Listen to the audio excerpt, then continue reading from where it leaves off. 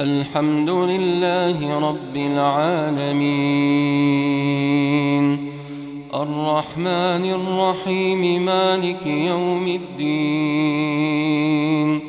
إياك نعبد وإياك نستعين. اهدنا الصراط المستقيم، صراط الذين أنعمت عليهم غير المغضوب عليهم ولا الضالين.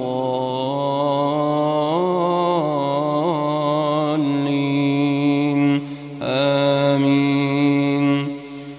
واعتصموا بحبل الله جميعا ولا تفرقوا، واذكروا نعمة الله عليكم إذ كنتم أعداء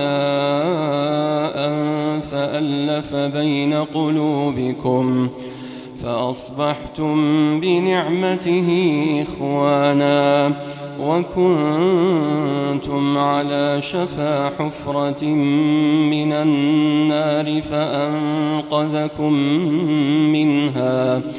كذلك يبين الله لكم آياته لعلكم تهتدون.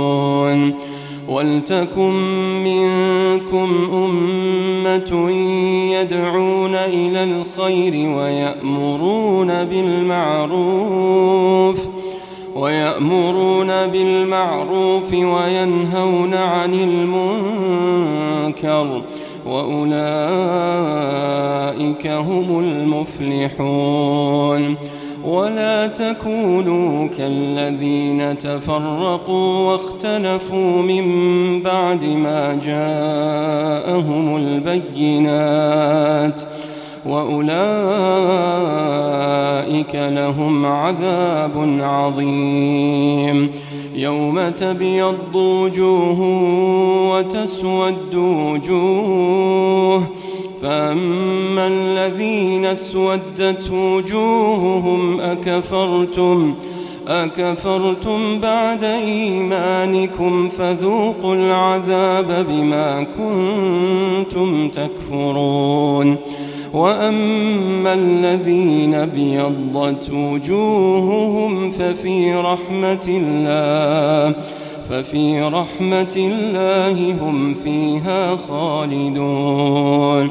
تلك آيات الله نتلوها عليك بالحق، وما الله يريد ظلما للعالمين.